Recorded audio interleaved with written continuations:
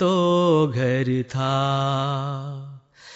जैसी सुंदर थी वो बस्ती, वैसा वो घर भी सुंदर था। देश बदेश लिए फिरता हूँ, अपने दिल में उसकी कथाएं, मेरे मन में आन बसी है, तन मन धन जिसके अंदर था। अपने देश में अपनी बस्ती में एक अपना भी तो घर था।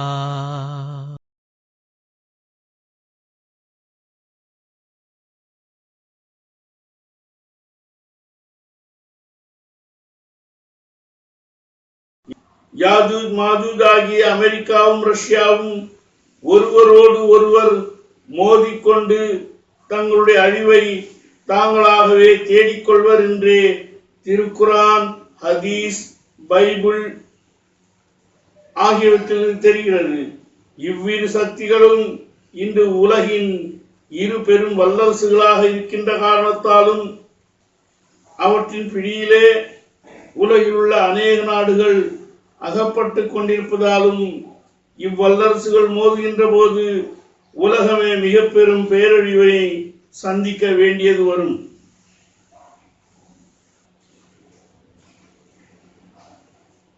இது இவ்வாறு இருக்க இந்த யாஜூஜ் மாஜூஜால் அரபு நாடுகளுக்கு பெரும் தீங்கு விளையும் என்றும் முன்னறிவிக்கப்பட்டிருக்கிறது. ஹஜ்ரத் மாநபி ஸல்லல்லாஹு அலைஹி வஸல்லம் அவர்களின் அருள்மொழிகளிலே இவ்வாறு காணப்படுகிறது. வயலுல் லில் அரபி மின் ஷர்ரி கதிப்தரப ஃபுத்திஹல் யௌமு மின் ரத்மி யாஜூஜ வ மாஜூஜ்.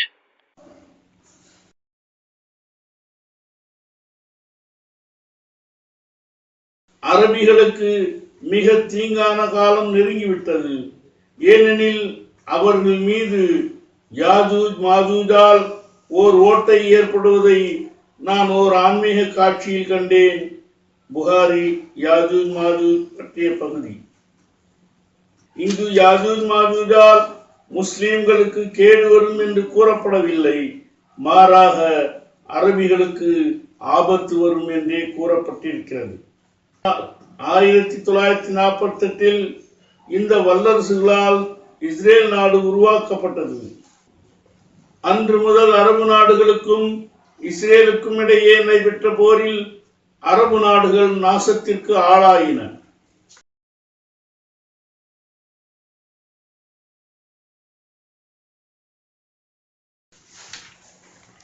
இந்த இஸ்ரேல் நாடு உருவான போது அஹ்மதியா முஸ்லிம் ஜமாத்தின் அப்போதைய ஹலீஃபா ஹசரத் மிர்சா பஷீருதீன் மஹ்மூத் அஹ்மது ரஸியல்லாஹு அன்ஹு அவர்கள் கீழ்வருமாறு முன்னறிவிப்பு செய்தார்கள்.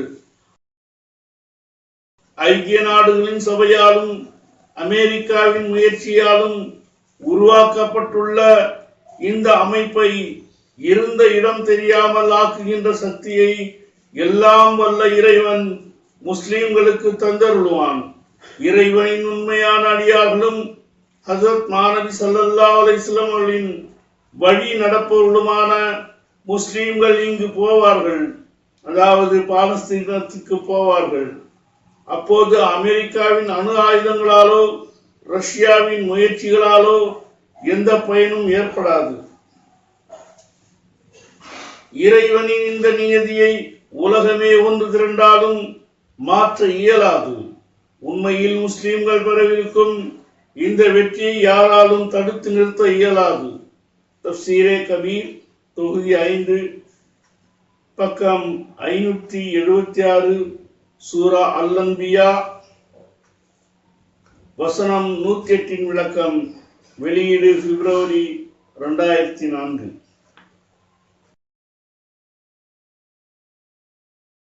இக்காலத்தின் இமாமும் வாக்களிக்கப்பட்ட மசீயும் உறுதிமொழி வழங்கப்பட்ட மஹதியுமான ஹசரத் அஹ்மது அலைஹிஸ்ஸலாம் அவர்கள் யாஜூஜ் மாஜூஜின் முடிவை பற்றியும் அதன் பிறகு இஸ்லாம் அடையவிருக்கும் வெற்றிகள் பற்றியும் பல முன்னறிவிப்புகளை செய்திருக்கின்றார்கள். அவற்றில் ஒன்று இவ்வாறு காணப்படுகிறது: பூமியில் பேரழிவுகள் உண்டாகும், எல்லா அரசுகளும் ஒன்றோடு ஒன்று மோதும், பூமி இரத்தத்தால் நிறைந்துவிடும், கலகங்களும் குழப்பங்களும் மலிந்துவிடும். இதன் காரணமாக உலகில் பேரழிவு ஏற்படும். இவற்றிற்கு தலைமையகம் ஷாம், அதாவது சிரியா தேசமாக இருக்கும். அப்போது வாக்களிக்கப்பட்ட என் குமாரன் இருப்பார், இறைவன் அவருடன் இருப்பான். அப்போது அவருக்கு எல்லா உதவிகளும் இறைவன் புறமிருந்து கிடைக்கும். இந்த அழிவுகளுக்கு பிறகு எங்கள் இயக்கம் வெற்றி பெறும். அரசர்களும் அரசுகளும் எங்கள் இயக்கத்தில் இணைவார்கள். வாக்களிக்கப்பட்ட நிகழ்ச்சிகள் நடைபெறுவதை அப்போது நீங்கள் உங்களின் கண்களால் காண்பீர்கள்.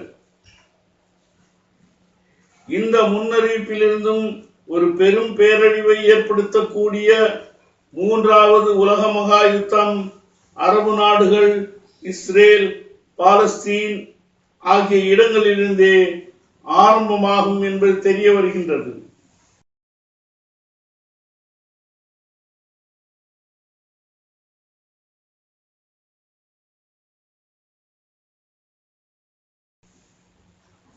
ஆயிரத்தி 1967 ஹஜ்ரத் மூன்றாவது ஹலிஃபத்துல் மஸீஹ் ரஹ்மத்துல்லாஹு தஆலா அவர்கள் ஐரோப்பிய நாடுகளுக்கு சென்றிருந்த போது லண்டனில் அளிக்கப்பட்ட வரவேற்புக்கு பதிலளித்து மூன்றாவது உலகப் போரை பற்றி இவ்வாறு உரையாற்றினார்கள்: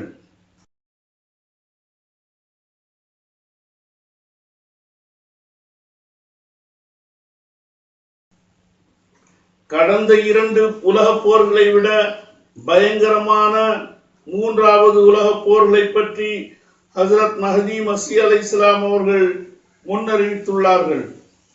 யாருமே எதிர்பாராத அளவில் திடீரென 2 பெரும் சக்திகளும் ஒன்றோடு ஒன்று மோதிக்கொள்ளும். வானத்திலிருந்து அழிவும் நாசமும் மழை போல் இறங்கும். பெரும் நெருப்பு பூமியை மூடிக்கொள்ளும். நவீன நாகரிகத்தின் மணிமகுடம் மண்ணோடு மண்ணாகிவிடும். 2 பெரும் வல்லரசுகளான ரஷ்யாவும் அமெரிக்காவும் அவைகளின் நேச நாடுகளுடன் பேரழிவை சந்திக்கும். அவற்றின் சக்தியும் பலமும் இருந்த இடமும் தெரியாமல் போய்விடும். அவற்றின் நாகரீகமும் கலாச்சாரமும் உலகில் அவை ஏற்படுத்திய அமைப்புகளும் சின்னா பின்னமாகிவிடும்.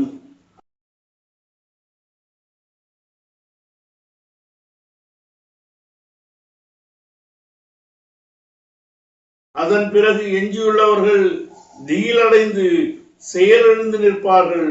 ரஷ்ய நாட்டு மக்கள் மிக விரைவாக இந்த ஆபத்திலிருந்து ரட்சிக்கப்படுவார்கள். அவர்கள் தம்மை படைத்து பரிபாலிக்கின்ற அந்த இறைவனை உணர்ந்து கொள்வார்கள். இவ்வாறு முன்னறிவிப்புகளில் விளக்கமாக கூறப்பட்டிருக்கிறது.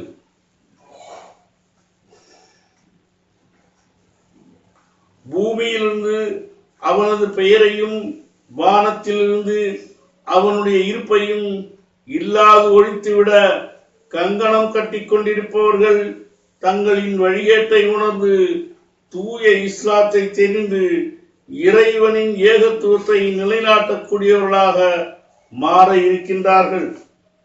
இஸ்லாத்தின் வெற்றியை பற்றியுள்ள தீர்க்க தரிசனங்கள் நிறைவேறக்கூடிய சாத்தியக்கூறுகள் இப்போது தோன்ற ஆரம்பித்துள்ளன. ஆனால் நான் ஏற்கனவே கூறியது போன்று 3ஆம் உலகப் போரை பற்றியும் ஒரு பேரழிவை பற்றியும் முன்னறிவிப்புகள் ஏற்கனவே தரப்பட்டுள்ளன. இதற்கு பிறகே இஸ்லாம் மிக உயர்ந்த நிலையை அடையும். ஆயினும் மக்கள் எல்லாம் தங்களுடைய தவறை உணர்ந்து இஸ்லாம் காட்டும் வழியினை ஏற்றுக்கொண்டால் இந்த பேரழிவு ஏற்படாது என்றும் கூறப்பட்டிருக்கிறது. இது உங்களுடைய கையில் தான் இருக்கிறது. இறைவனை உணர்ந்து அவனுடன் உண்மையான உறவை ஏற்படுத்திக் கொள்வதன் மூலம் இந்த பேரழிவிலிருந்து உங்களையும் உங்களின் சந்ததிகளையும் நீங்கள் காப்பாற்றிக் கொள்ளலாம். அவ்வாறில்லாவிட்டால் இந்த பேரழிவை நீங்களும் உங்களின் சந்ததிகளும் சந்திக்க வேண்டியது வரும்.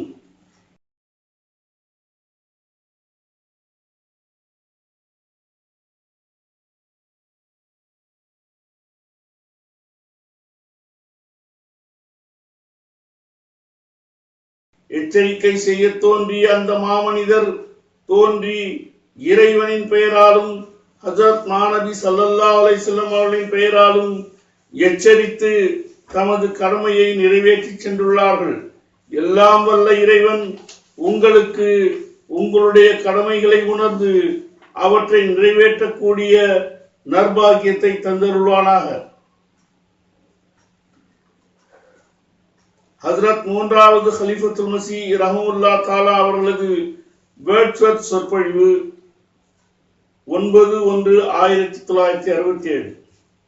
திருக்குரான், நபிமொழி, பைபிள் இவைகளில் காணப்படும் யாஜூஜ் மாஜூஜ் பற்றிய தீர்க்க தரிசனங்கள் இன்று அப்படியே நிறைவேறி வருகின்றன. அவற்றுடன் இணைந்து இமாம் மஹ்தியின் வருகை பற்றிய முன்னறிவிப்புகளும் நிறைவேறியுள்ளன. தீய சக்திகளின் அழிவு, இஸ்லாத்தின் வெற்றி இவைகளே இனி எஞ்சியுள்ளன. உலகில் திடீரென்று ஏற்பட்டு வரும் மாறுதல்கள் இறைவனின் இந்த திட்டங்கள் நிறைவேறக்கூடிய சாத்தியக்கூறுகளை நமக்கு அறிவுறுத்துகின்றன. எனவே மக்கள் எல்லோரும் அந்த மேலான இறைவனை உணர்ந்து அவனுடன் ஓர் உயிரோட்டமுள்ள தொடர்பை ஏற்படுத்திக் கொள்ள விரைந்து முன்வர வேண்டும் என்பதே எமது வேண்டுகோளாகும். வாஹிர் தாவானா அனில் ஹம்துலில்லாஹி ரப்பில் ஆலமீன்.